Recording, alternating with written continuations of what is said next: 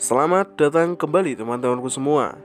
Pada kesempatan kali ini, kita akan lanjutkan maraton series Naruto kecil, yang mana kemarin Tsunade berhasil dinobatkan sebagai Hokage kelima desa Konoha. Untuk keterangan studio, durasi, total episode, dan segala macam, bisa kalian cek di deskripsi ya. Tanpa berlama-lama lagi, ini dia Naruto.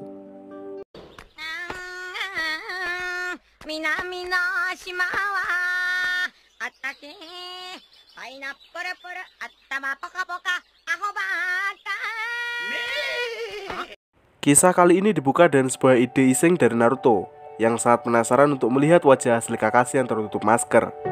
Sakura nampak pura-pura tak tertarik, sedangkan Sasuke tak mampu membohongi dirinya sendiri dan ikut ke dalam rencana Naruto. Mereka bertiga bekerja sama untuk membuat Kakashi membuka maskernya. Namun Kakashi berkali-kali memikirkan skenario buruk yang mengancam nyawanya. Alhasil, usaha mereka bertiga gagal. Lalu mereka kedapatan misi baru pada sebuah peternakan. Di samping itu, kita diperkenalkan dengan karakter kocak, yang mana mereka ini adalah 3 ninja jenaka yang punya dendam pribadi dengan Kakashi. Tentu, mereka berani untuk balas dendam dengan menghalalkan berbagai macam cara. Meski demikian, aksi mereka bertabrakan dengan anggota tim 7 yang juga penasaran dengan wajah Kakashi.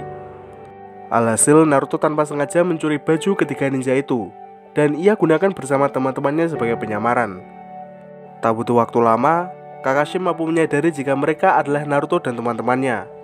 Di sini Sakura berdalih jika mereka berniat untuk menangkap 3 ninja jenaka yang mengintai mereka. Alhasil, ketiga ninja jenaka itu berhasil diringkus. Setelah itu, Naruto mengerahkan cara terakhir untuk memenuhi rasa penasarannya, yakni dengan meminta Kakashi secara langsung untuk membuka maskernya. Dan ternyata, di balik masker Kakashi, masih terdapat masker yang lain.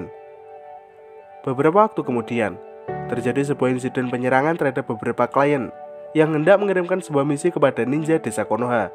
Dan pelakunya adalah ninja kelas Jonin dari Amegakure yang bernama Rokusho Aoi. Di lain sisi, tim 7 mendapatkan sebuah misi baru untuk mengawal seorang atlet. Tapi Kakashi tidak akan ikut serta, sebab ninja kelas Jonin dan Chunin desa Konoha tengah disibukkan oleh misi yang lebih besar. By the way, karena kemarin ujian Chunin sempat dibatalkan, jadi tidak ada satupun peserta yang berhasil naik ke kelas Chunin, termasuk beberapa peserta yang berhasil menang. Kembali ke cerita, di mana Naruto dan teman-temannya sontak bergerak untuk menjalankan misi ini. Mereka nampak singgah pada sebuah rumah makan dan beristirahat di sana. Akan tetapi, terjadi sedikit gangguan yang diakibatkan oleh seorang remaja bernama Morino Idate. Idate sendiri dengan sengaja menggoda Sakura. Ia bahkan dengan sengaja meninggalkan tagihan makannya kepada Naruto dan teman-teman, di mana hal ini tentu memicu amarah mereka, lalu sontak mengejar Idate. Tak disangka, Idate memiliki kemampuan berlari yang sangat cepat. Bahkan ia masih menggunakan beban untuk menahan laju larinya. Dan pada akhirnya, Naruto dan teman-temannya kehilangan jejak Idate. Kembali ke misi, di mana Naruto akan singgah ke markas besar klan Wasabi dan kembali dipertemukan dengan bos besarnya yang bernama Wasabi Jirocho untuk menanyakan detail misi yang akan mereka kerjakan. Jirocho menjelaskan jika wilayah yang penduduknya tempati adalah wilayah dengan 2 kepemimpinan sentral, yakni klan Wasabi dan Wagarashi. Dalam menentukan siapa yang layak untuk jadi pemimpin, mereka sepakat untuk saling berperang. Tak lama kemudian, karena aksi tersebut menimbulkan banyak kericuhan, mereka pun menggantinya sebagai lomba lari antar klan, di mana tiap klan hanya boleh mengirimkan 1 perwakilan. Tidak ada batas aturan dalam lomba ini, yang jelas peserta hanya perlu mengambil mutiara pada sebuah kuil dan membawanya lari menuju garis finish. Usai mendapatkan penjelasan dari Jirocho, Naruto dan teman-temannya terkejut karena perwakilan dari klan Wasabi adalah Idate.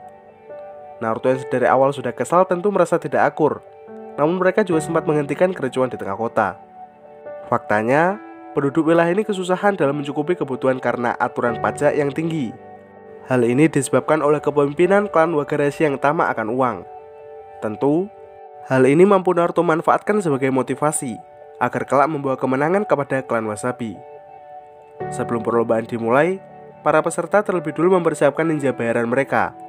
Untuk Idate, ninja yang akan mengawalnya adalah Naruto, Sasuke, dan Sakura yang notabene masih genin. Sedangkan pelari Wagarashi menyewa Aoi dan 3 ninja genin lagi. Perlombaan dimulai. Perwakilan Wagarashi yang bernama Fukusuke menggunakan kapal untuk lekas sampai ke kuil mutiara. Sedangkan Idate malah dengan nekat mengambil rute memutar. Naruto yang sadar tentu segera memperingatkannya. dan tiba-tiba mereka terjebak dalam pengaruh genjutsu. Tak butuh waktu lama, Naruto berhasil mengamankan Hidate, meski ia harus merelakan peralatan ninjanya yang terjatuh. Mereka pun melanjutkan perjalanan untuk meminjam sebuah sampan. Namun lagi-lagi, mereka kembali direpotkan dengan ninja sewaan Wagarashi. Ketiga ninja ini adalah musuh Naruto ketika berada dalam ujian Chunin tahap 2, dan mereka tentu memiliki ambisi besar untuk mengalahkan Naruto dan teman-temannya. Sadar akan hal ini, Sakura sontak melepas tiang kapal dan menghantamkannya ke arah tiga ninja itu. Hal ini Hidate manfaatkan untuk kabur dari sana. Namun sesampai di pesisir, ia malah dikejutkan dengan kemunculan Aoi. Sementara itu, Naruto dan teman-temannya masih disibukkan dengan musuh mereka. Naruto memecahkan masalah ini dan menciptakan pusaran air, yakni dasar dari penciptaan Rasengan, yang mampu dan mudah menumbangkan ketiga ninja itu. Kemudian, Naruto sempat berniat memberikan nafas buatan kepada Sakura, tapi malah kena tampolan anget. Sesaat kemudian, dipertemukanlah Naruto dan Aoi yang sudah mengejar Hidate. Tak disangka mereka juga mampu dan mudah dihabisi menggunakan jarum beracun yang keluar dari payung Aoi. Beruntung, Sakura membawa pil anti racun pemberian Tsunade dan memberikannya kepada teman-temannya di sana. Mereka memutuskan untuk sembunyi sembari memulihkan diri. Di sini Hidate sempat bercerita tentang kenangan buruknya bersama Aoi. Jadi dulunya, Hidate adalah peserta ujian Chunin yang gagal dalam tes pertama. Ia pun mendapatkan ajakan dari Aoi untuk tetap menjadi Chunin tanpa ujian. Ternyata, Hidate disuruh untuk mencuri pedang petir milik Hokage kedua, meski ujung-ujungnya dihianati oleh Aoi. Mulai saat itulah dia memutuskan untuk pergi dari Konoha dan mengabdikan dirinya sebagai anak buah bos Jirocho. Cerita ini ia jadikan sebagai motivasi, dan karena tubuhnya masih belum pulih, Naruto akan menggendongnya hingga sampai ke kuil mutiara. Setelah berhasil mengambil mutiara itu, Hidate diharuskan untuk pergi membawanya ke garis finish. Naruto dan teman-temannya tentu masih memberikan perlindungan. Akan tetapi, mereka lagi-lagi dihadang oleh Aoi, yang kali ini menggunakan pusaka pedang petir. Senjata itu mampu mendominasi pertarungan di sana. Naruto diajar habis-habisan, begitu pula dan rekan timnya. Di sini Aoi sempat mengejek Sasuke sebagai anggota terakhir klan Uchiha yang tak berguna, di mana usaha tersebut malah membuat Sasuke mengarahkan Chidorinya ke wajah Aoi, dan itu menciptakan retakan kecil di pusakanya. Meski setelah itu, ia terjatuh ke dalam jurang, dan Sakura dan sigap mengamankannya. Di atas, Naruto masih dengan susah payah mengalahkan Aoi dengan cara nge-spam Rasengan berkali-kali, di mana usaha ini mampu menghancurkan pusaka Aoi dan membuatnya terjatuh ke dalam jurang. Naruto segera kembali melanjutkan misinya bersama Hidate, meninggalkan Sakura dan Sasuke yang dirasa sudah aman. Persaingan antara Fukusuke dan Hidate berlangsung dan sangat sengit, dan pada akhirnya klan Wasabi berhasil memenangkan pertandingan ini. Dengan kata lain, klan Wasabi akan memerintah wilayah ini sepanjang masa, karena klan Wagarashi terbukti melakukan penggelapan dana pajak. Misi berhasil, Naruto dan teman-teman dijemput Morino Ibiki untuk segera pulang. Dan ternyata Hidate adalah adik dari Ibiki itu sendiri. Lalu ia juga mengucapkan salam perpisahan kepada Naruto dan rasa terima kasih karena sudah membantunya memenangkan lomba. Kembali ke desa Konoha, di mana Shikamaru secara resmi diakui sebagai ninja kelas Chunin karena memiliki jiwa kepemimpinan yang bagus. Di lain sisi, Sasuke baru saja siuman setelah beberapa hari mendapatkan perawatan. Ia merasa jika dirinya tak cukup kuat untuk balas dendam.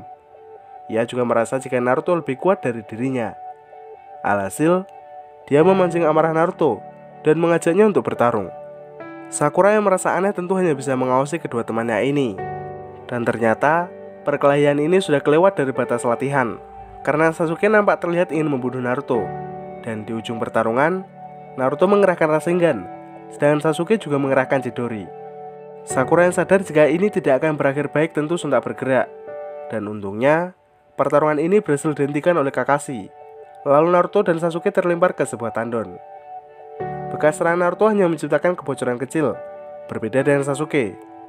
Sasuke yang merasa jika dirinya sudah menang tentu sangat terkejut, karena bekas serangan Naruto berhasil melubangi bagian belakang tandon lebih parah. Dengan kata lain, pertarungan ini dimenangkan oleh Naruto, dan Sasuke sangat kesal dengan hasil ini.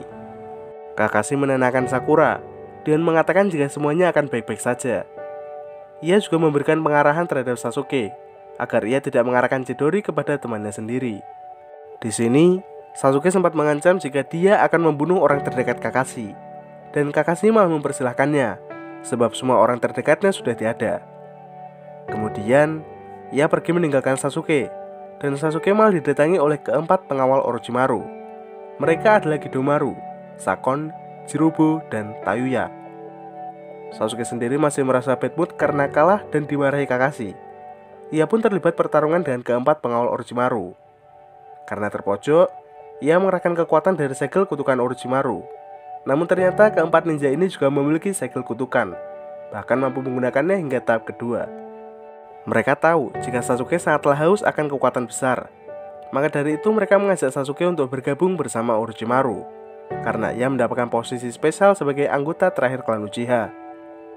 Di lain sisi, Naruto nampak dan santuy makan malam bersama Sakura. Namun ia juga cemas akan Sakura yang terus-terusan memikirkan Sasuke. Alhasil, ia mengatakan jika Sasuke tidak akan termakan omongan Orochimaru. Pernyataan itu salah, sebab Sakura tanpa sengaja bertemu Sasuke di gerbang desa, dan ia berniat untuk bergabung ke kubu Orochimaru. Sakura sempat melarang Sasuke, bahkan mengungkapkan perasaannya di sana. Namun, usaha itu sia-sia, lalu Sasuke berhasil bergabung sebagai pimpinan pengawal Orochimaru. Paginya, Sakura segera melaporkan kejadian ini kepada Hokage.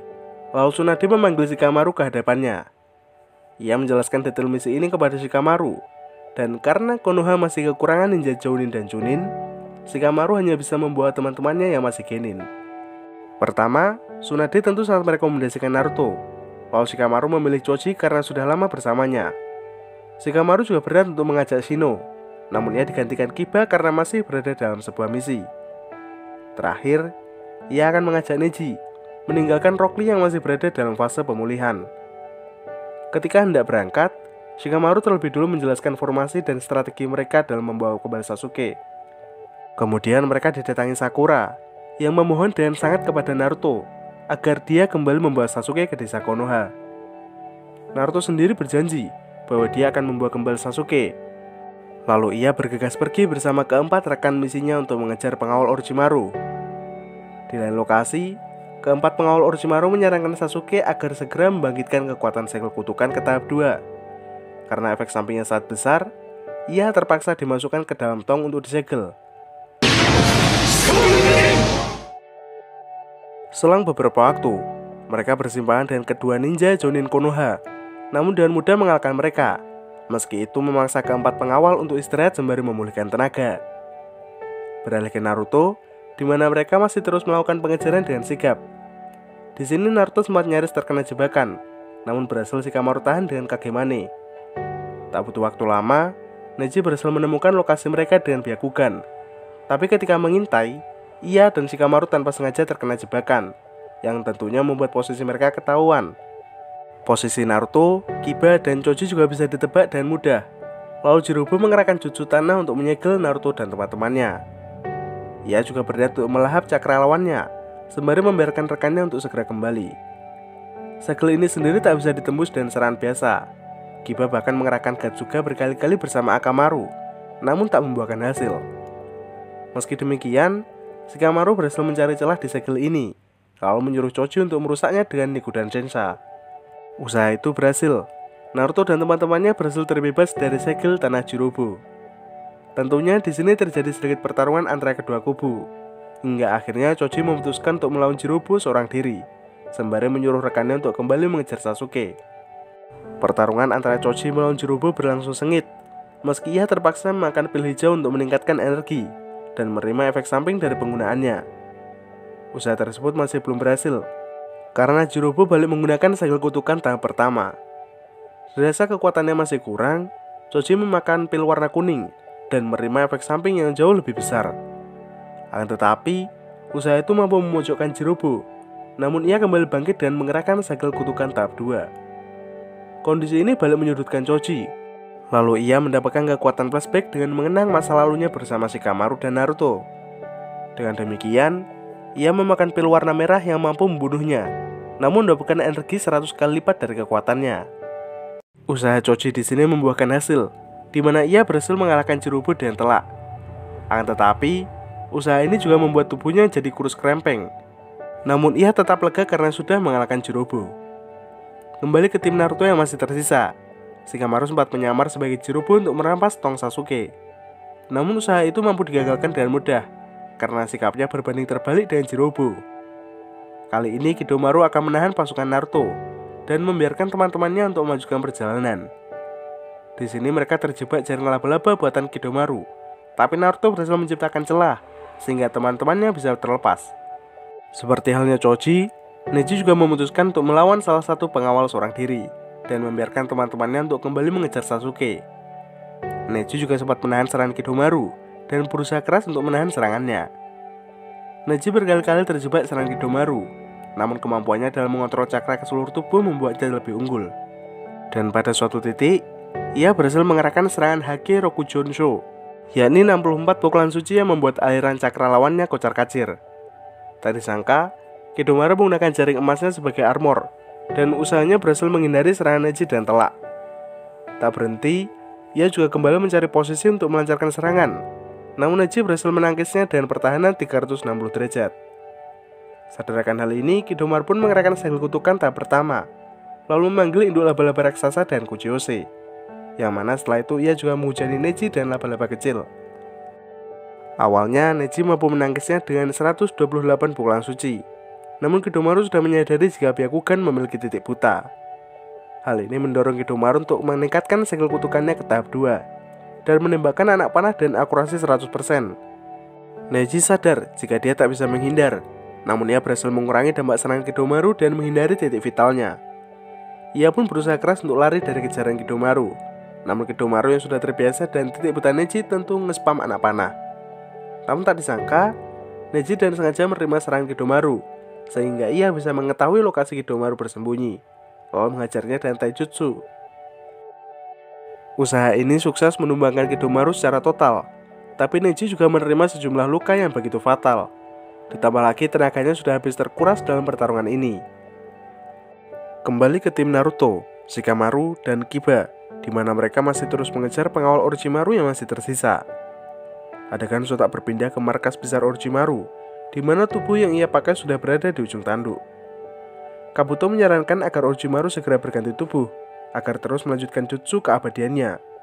Namun ia masih ngotot untuk menunggu tubuh Sasuke. Pada akhirnya, Orochimaru menerima saran Kabuto untuk berganti tubuh, dan itu membuatnya tidak bisa menggunakan tubuh Sasuke dalam beberapa waktu yang lama. Di samping itu, Kabuto mulai menyadari jika keempat pengawal Orochimaru tengah mengalami gangguan. Ia pun menyiapkan salah seorang pengawal yang jauh lebih kuat ketimbang yang lain. Di lain sisi, Naruto dan teman-temannya sudah berhasil mengejar Sakon dan Tayuya. Mereka melakukan serangan kombinasi dan toleransi untuk merebut Sasuke dari lawannya. Usaha itu membuahkan hasil, namun juga secara tidak sengaja memicu amarah Sakon, yang mengerahkan segel kutukan tahap pertama. Untuk meredakan amarah Sakon, Kiba akan berhadapan dengannya di bawah jurang, sementara Naruto dan Shikamaru akan berhadapan dengan Tayuya seorang.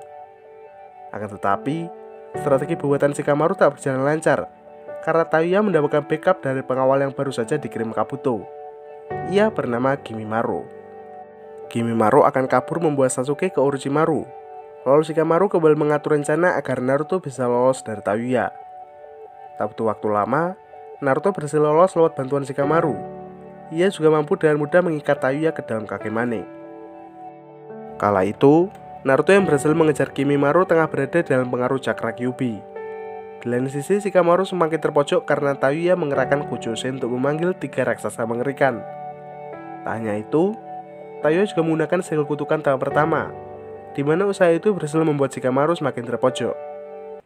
Naruto sendiri mengerahkan ribuan kaki Bunshin untuk melawan Kimimaro, namun itu masih belum membuahkan hasil. Di lain lokasi, Kiba dan Akamaru juga terpojok karena Sakon mengerahkan segel kutukan tahap 2. Ditambah lagi jika kakaknya yang berada dalam satu tubuh telah bangkit dan menambah kekuatan bertarung Sakon. Tak tinggal diam, Kiba dan Akamaru melakukan serangan gabungan bernama Sotoro, yakni perubahan wujud menjadi anjing raksasa berkepala 2, lalu melanjutkan serangan bernama Garoga, yakni Getsuga yang diperkuat. Sakon dan kakaknya yang bernama Ukon mampu menghindari serangan ini dan membelah diri, lalu meregenerasikan sama mereka secara instan. Usaha ini tentu membuat pergerakan mereka menjadi lebih efektif. Garuga Kiba dan Akamaru juga bisa ditahan dengan Rashomon. Hal ini membuat Kiba semakin terpojok, Lalu Ukon juga menyatu dengan tubuh Kiba lewat kemampuannya, yang mampu menggandakan atau menyatukan sel tubuhnya sendiri. Tak disangka, Kiba menemukan cara agar terlepas dari Ukon, yakni dengan menyakiti dirinya sendiri. Tak hanya Kiba, Naruto juga terpojok akibat kemampuan unik dari Kimimaro.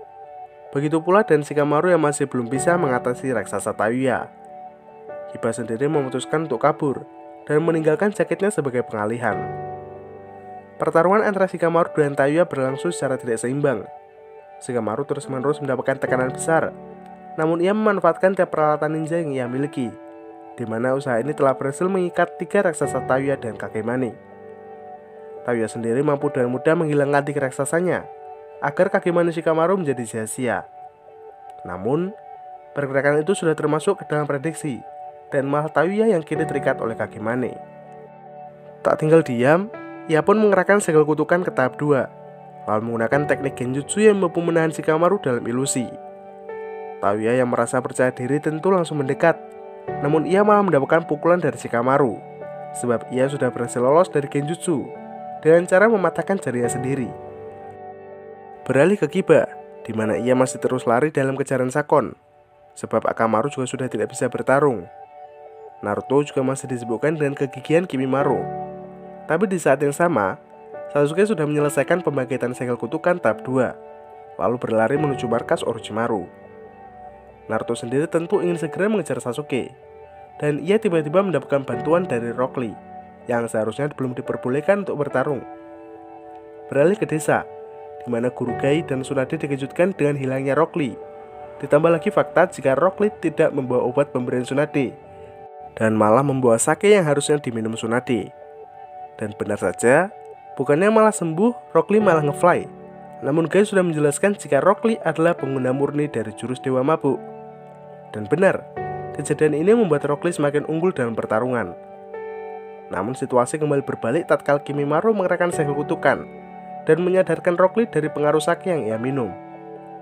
Di lain sisi, Ukon telah berhasil menemukan Kiba, sebab Kiba juga baru menyadari jika Sakor menyamarkan baunya dengan jaket miliknya sendiri. Tiba-tiba, Kankuro datang untuk memberikan bantuan kepada Kiba. Begitu pula Temari yang datang untuk membantu Shikamaru.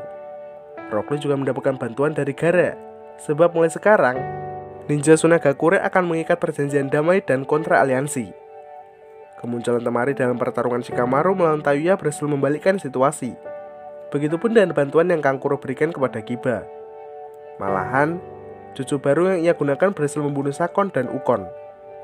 Temari sendiri juga memiliki jutsu baru, yakni Kuchiyose yang mampu memanggil makhluk suci elemen angin, di mana serangan itu mampu dengan mudah memporak-porandakan wilayah sekitar dan sekaligus menumbangkan Tayuya di sana. Sementara itu, pertarungan antara Rock Lee dan Gaara melawan Kimimaro baru saja dimulai, dan kita akan melanjutkan cerita itu di video berikutnya. Bersambung. Sedikit informasi, jika opening musik episode 101 sampai 103 dinyanyikan oleh band Flow dengan judul Go.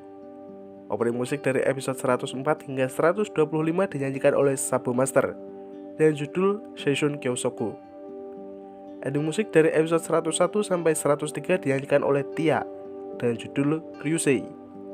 Ending musik dari episode 104 hingga 115 dinyanyikan oleh Captain Stardium dengan judul Mountain A Go Go 2. Dan ending musik dari episode 116 hingga 125 dinyanyikan oleh Gagaga SP dan judul Hajimete Kimi to Sabeta. Ya, kurang lebih hanya itu yang bisa saya sampaikan. Seperti biasa, tolong koreksi jika ada kesalahan dalam pembahasan. Pertanyaan lebih lanjut bisa kalian sertakan di kolom komentar. Terima kasih banyak buat kalian yang udah nonton video ini sampai habis. Kiko, Deswari, tuh, mata, ayo masuk.